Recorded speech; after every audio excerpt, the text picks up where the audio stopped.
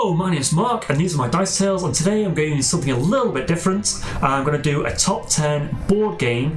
So this is kind of like a top 10 that I want to recommend as gifts to you and your friends.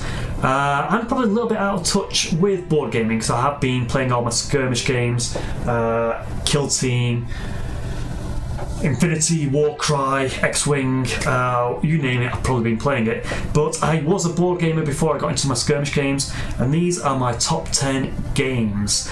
In no particular order, I say that, a kind of size order. I kind of going from board gamey size down to more filler size and party game kind of games. A lot of these games are for age 8 up. I think the lowest on the list age-wise says 6+ on the box.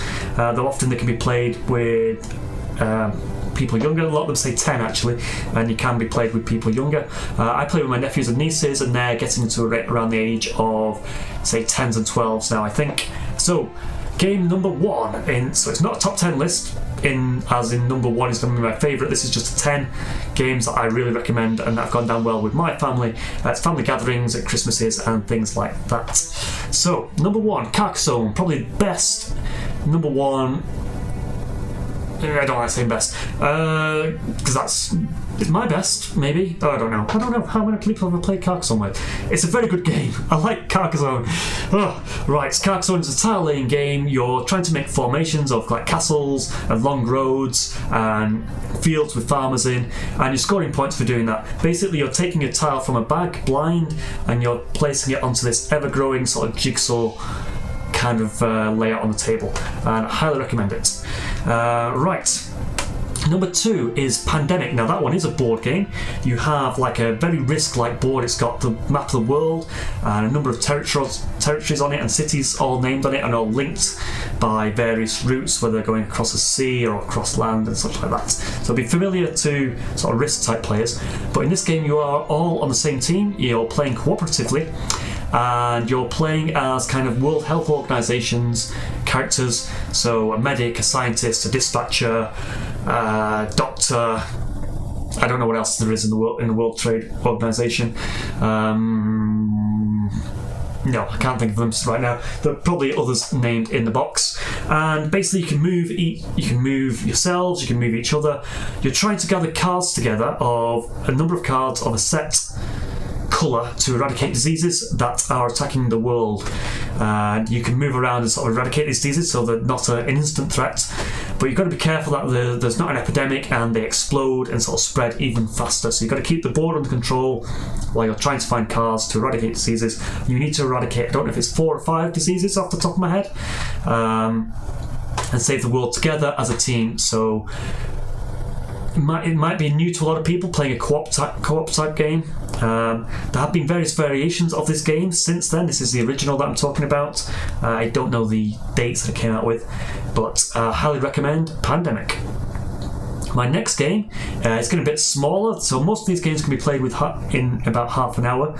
Carcassonne Pandemic maybe stretching to about 45 minutes. But Splendor, half an hour type game. You're in the role of a gem merchant, and you're picking up these nice poke chip type gems to then buy cards from a tableau of cards that's spread out in front of you and in front of all the players, and you're sort of trying to judge which gems you need for the next turn to pick up gems, and eventually all the cards that you're picking up will lead you to cards with points on and possibly attracting nobles as well. It's the first 15 points. It's a bit of a race game, a bit of an engine building game in that when you pick up these cards they're giving you more powers to buy more expensive cards later into the game, and it can go quite quickly. But it's been a great family game. That's one definitely for all ages. Well, those 3 definitely for all ages. My next game is more of a 3D puzzle type game. It's Blokus. This one was in the Board Game Geek Guide back in 2006, but I think it should still be going strong, and I think it should still be there. But obviously newer games are coming out, so they can't have the same game in every year. Well, Carcassonne's in there every year, to be honest, but Blokus has been a family favourite since I first got it. It's very showy, it's a very beautiful visual game. You get these Tetris-shaped pieces. I don't have the game here. I think I've left it at my parents' place, so I can't show you, so hopefully there's a picture. And you lay them on a grid, and you want to try and get as many of your pieces on the board as possible, and you keep going until you literally can't fit a piece in anymore. And you do very well if you can get all your pieces on the board, which I've done once or twice. I'm often left with one or two myself, but I have completed my stash of tiles completely once or twice, so that's very fulfilling. I guess the downside to this one is it does work best with 4 players at all times. It doesn't really like 3 players, though it can be played. You just have someone randomly placing a piece for another player, or you all rotate the player that's missing in a way.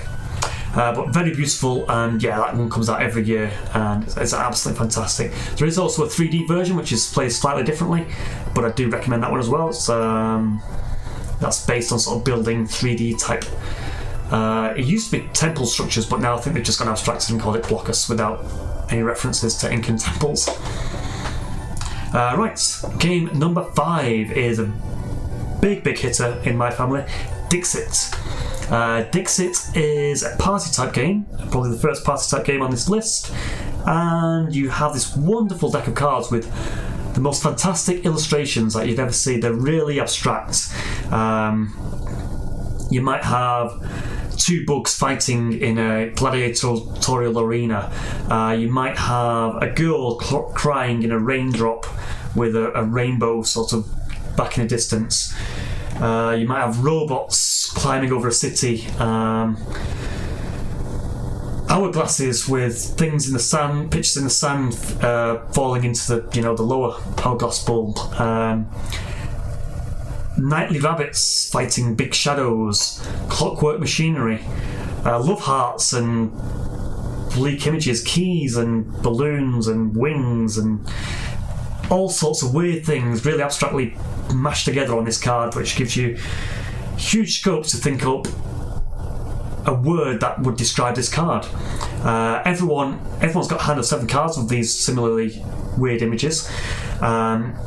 One person, the storyteller, picks a card, keeps it to himself, says a word about it and places it face down, and he wants people to vote on that card. Everyone else wants to steal the vote from him. So they want to look at their hand of cards and say, oh, this represents what you just said. And once everyone's put a card in, they're all shuffled together and they're all revealed face up, and everyone votes on which card they think was the original storyteller's card.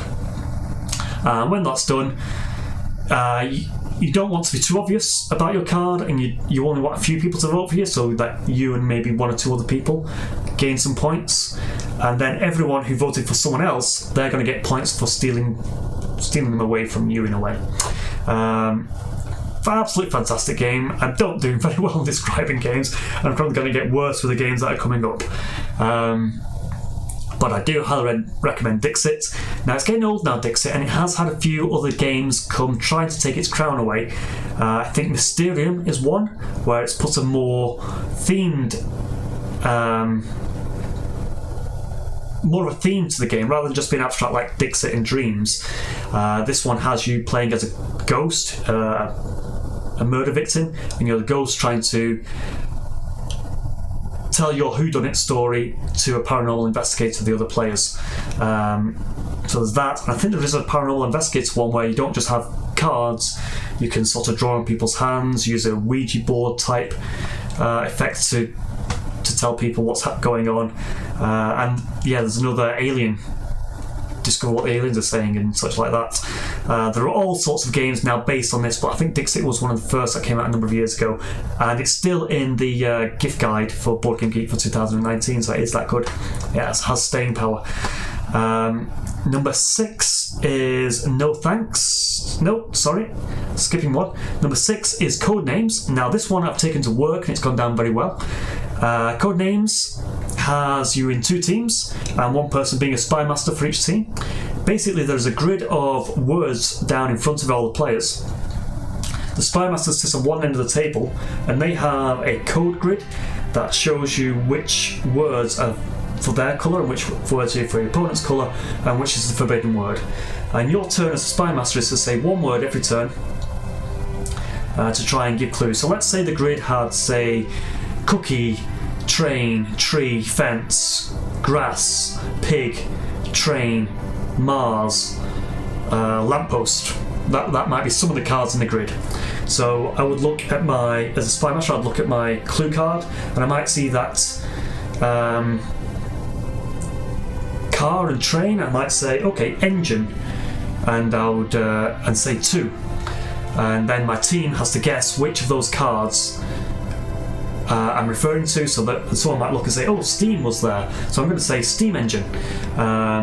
If they vote for that, and that might be the forbidden one, so I've given a very bad clue and given them a lead to the forbidden word, or it might be my opponent's, because I didn't see it. I was like, you've got sort of like 30 seconds to try and think of a word looking at this grid and trying to match ones up and trying to give as many clues as much as you can in one word without giving away your opponent's cards or trying to get them to find your card. So I was aiming for engine, car engine, and train engine, and hopefully they would pick those. That's the gist of the game. Oh, this is why I'm not a board game reviewer, man.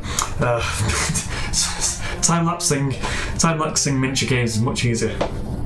I'm sure I'll find my voice and get there in the end. Right, so that's code names. My next 2 games are much quicker games. These are filler games that you might play at the start of an evening or at the end of the evening when you're winding down and your brain power's maybe a little bit gone. Should I just group these together? 7 and 8, No Thanks and Loco. These are quite cheap games. They're very small packages. No Thanks, you're sort of bidding on not to take cards, but you do have to eventually take cards, and you're aiming to try and get chains of cards. So say I had 11, 12, 13, 14. So because they're all in a row, then they're only worth the points of the lowest card in that row. However, if I broke that row and had 11, 12, but I didn't have 13, so 11 and 12, they only scored 11, and I'm then scoring 14 points. So by the end of the game, I really want to try and find that 13 card and hope someone else doesn't take it from me. And it's the person with the lowest points that wins that game. That's No Thanks. And you're giving these chips away, and that also lowers your score. It becomes a currency in the game. Mark's Dice Sales, how to not describe games. Right, the next game that I just mentioned was Loco. That's a very light stock market game. Basically, the rules are dead simple. Play a card, take a chip. And I think there may be 6 colours. So you play a card of a colour, and that has a number on 0 to 5. You play that next to a pile of chips, and then you take a chip. So every time you take a chip, you're hoping that the chips that you take are going to be worth something at the end of the game. And you've got a little bit of knowledge because you've got a hand of cards, but you're not sure when the game's going to end because your opponents are playing these cards. You don't want to play your high cards too soon because people will then overplay them with lower value cards. It's got that sort of that nice light mechanic. There are more complicated stock market games out there. This one's a lovely light one. I think Loco's only 4-player. If you're lucky and maybe look on German gaming websites, there's one called Thor, which I've not managed to find myself. I don't always look that hard because Loco's enough for me. I think I can go take this game up to 6. I think the game might have been renamed to Botswana instead of having chips. I think it's got little safari animals now. Might be a bit more in production value and cost. So Loco, Botswana, or Thor, they're all the same kind of game.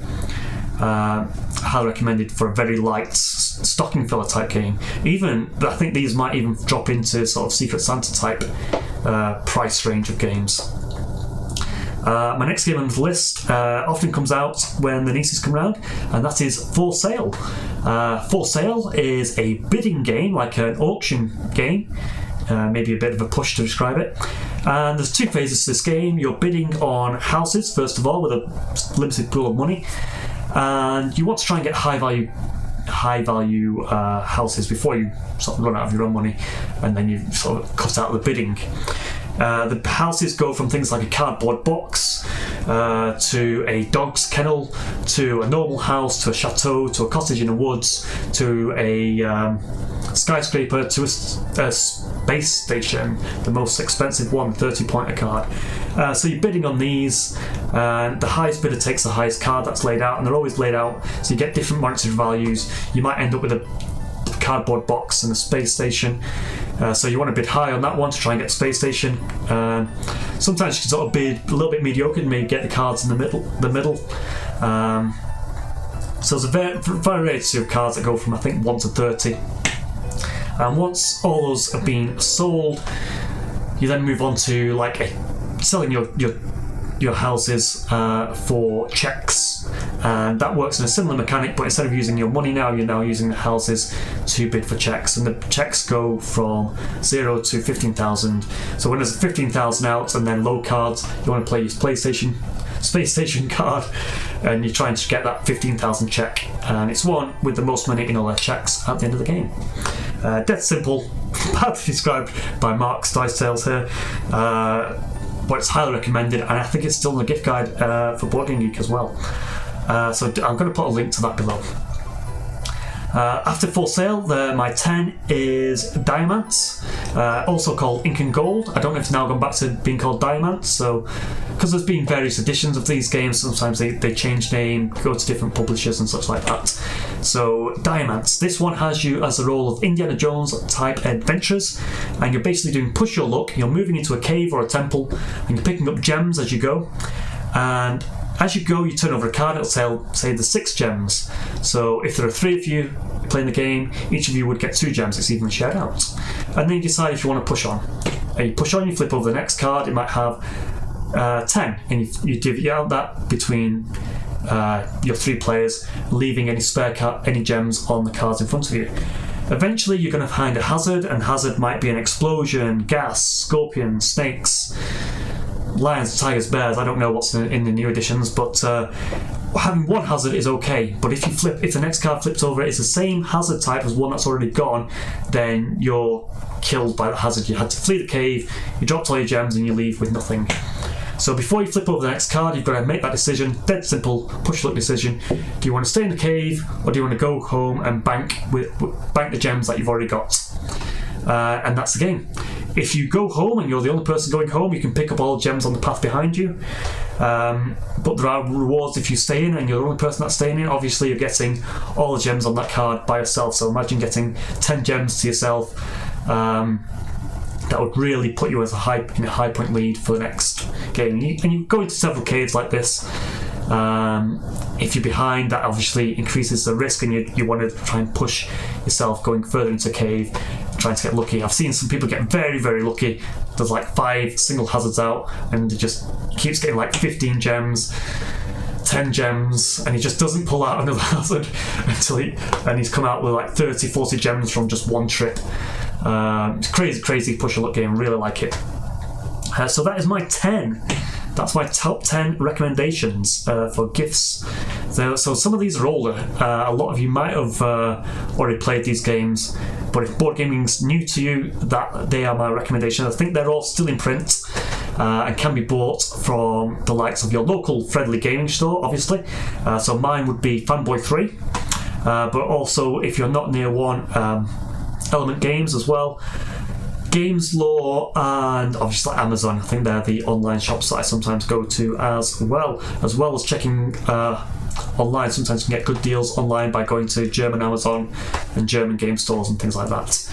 I'm just going to mention 3 other games. Perudo has gone down well with my workmates. Basically it's a dice game. It's Liar's Dice is the other name for it. You've seen it played on Pirates of the Caribbean. And because it's nice and portable, you can even get small dice. You don't need to have the cups that come in like the Perudo box that you get on, say, W.H. Smith shelf. But that's gone down with work. Dixit's gone down well at work. Codenames has gone down well at work. So they don't have many moving parts, maybe just a deck of cards that can sort of fit in a pocket. My other 2 games that I'm just going to mention this year are X-Wing. If you've got any Star Wars fans, I highly recommend X-Wing. The star set's great. I probably recommend picking up one other ship of each faction.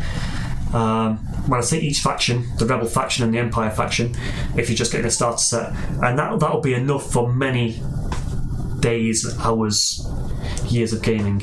You can get competitive with it and go to tournaments, but if you just enjoy having a whiz round the table, It's nice when you're playing a Starfield map as well, but you can just whiz around your own kitchen table, past the ketchup bottles, the salt shakers, asteroids and things like that. I'm sure that's just as fun.